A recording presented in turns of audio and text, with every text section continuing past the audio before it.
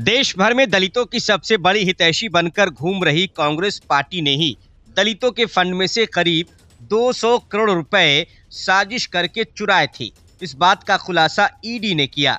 ED ने कहा कि कर्नाटक में कांग्रेस के विधायक बी नागेंद्र ने ही वाल्मीकि निगम से जुड़े करोड़ों रुपए के कथित घोटाले की असली साजिश रची थी। राज्य सरकार के इस निकाय से निकाले गए पैसों का इस्तेमाल लोकसभा चुनाव में एक प्रत्याशी के लिए भी किया गया।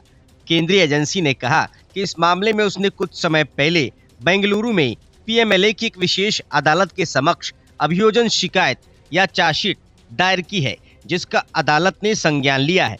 विधायक एवं अनुसूचित जनजाति मामलों के पूर्व मंत्री बी नागेंद्र को घोटाले की साजिश रचने के मुख्य आरोपी के रूप में नामित किया गया है।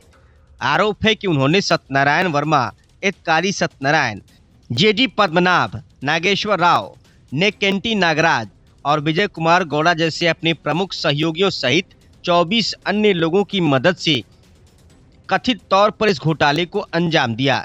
इस केस में नागेंद्र को ईडी ने गिरफ्तार किया था, जिसके बाद सूबे में सियासी भूचाल आ गया था।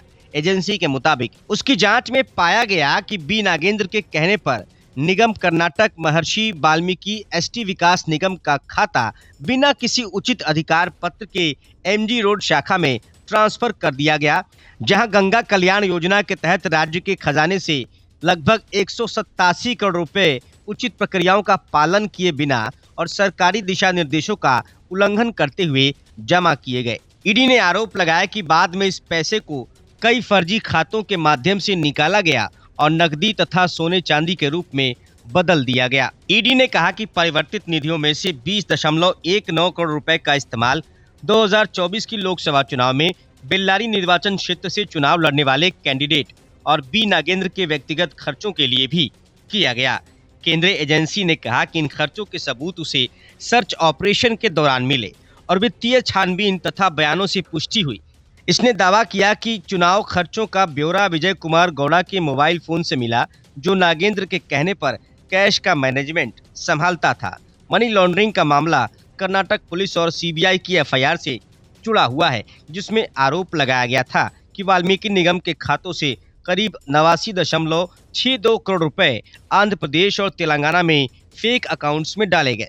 निगम के लेखा अधीक्षक चंद्रशेखरन पी के 21 मई को मृत मिलने के बाद इन कथित अनियमितताओं का खुलासा हुआ। लेखा अधीक्षक ने एक सुसाइड नोट लिखा था, जिसमें निगम से विभिन्न बैंक खातों में अवैध रूप से धन स्थानांतरित करने का आरोप लगाया गया था।